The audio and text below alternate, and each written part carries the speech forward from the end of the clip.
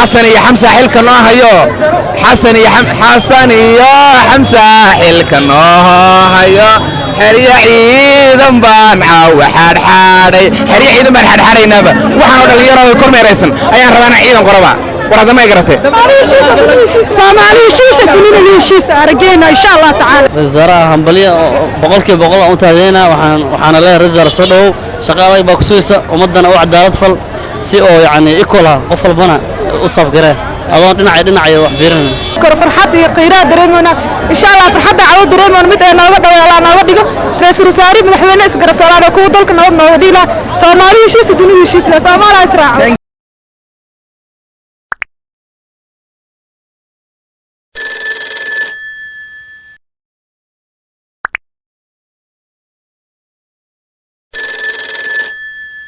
halkan aan haatan ku suganahay waa xaafadda Islii gaar ahaan section 12 waxaa isugu soo baxay dadweyne fara badan oo caawa u dabaaldegaya ra'iisul wasaaraha cusub ee Soomaaliya ay yeelatay isla markaasina uu ku dhawaaqay madaxweynaha Soomaaliya mudane Xasan Sheekh Maxamuud waxay indhihiinu qabanayaan dad badan oo isugu soo baxay dabaaldegga ra'iisul wasaaraha cusub dabcan dareenkooda ayaan liida wadaagi doonaa waxaadna si toos ah haatan nogala socotaan Somali Voice TV hadday tahay markii kugu horeysay fadlan subscribe noo sar waxaan isla markaas ku mahadsantihiin daawashadiina daawadayaal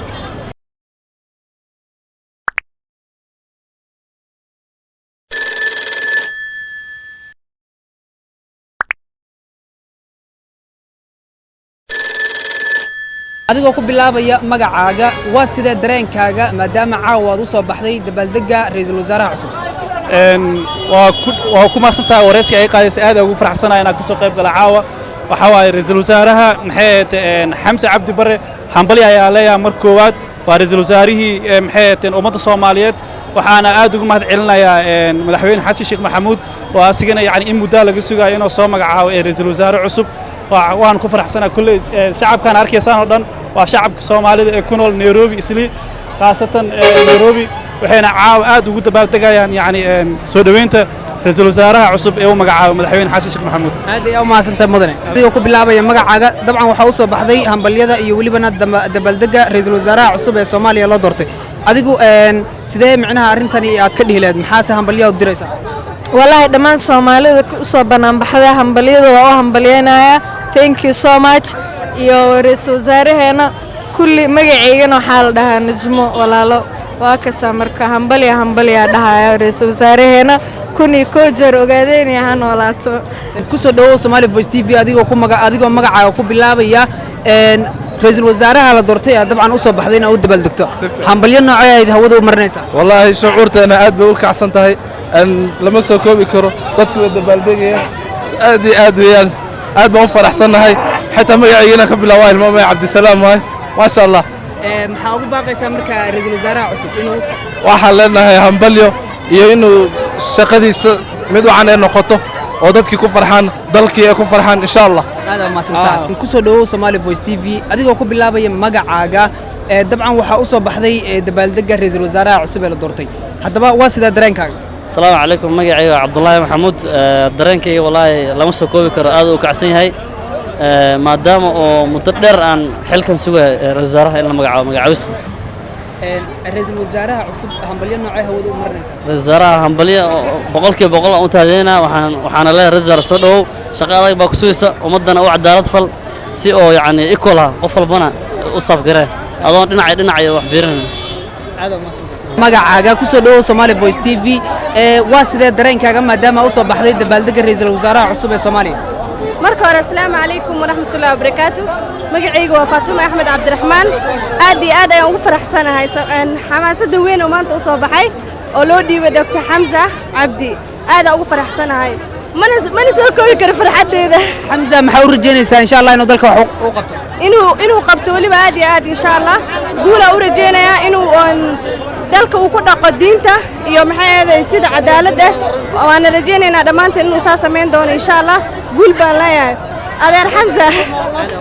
ku soo dhawo Somali Voice TV adigoo ku bilaabaya magacaaga waa sida dareenkaaga maadaama ra'iisul wasaare cusub Soomaaliya loo doortay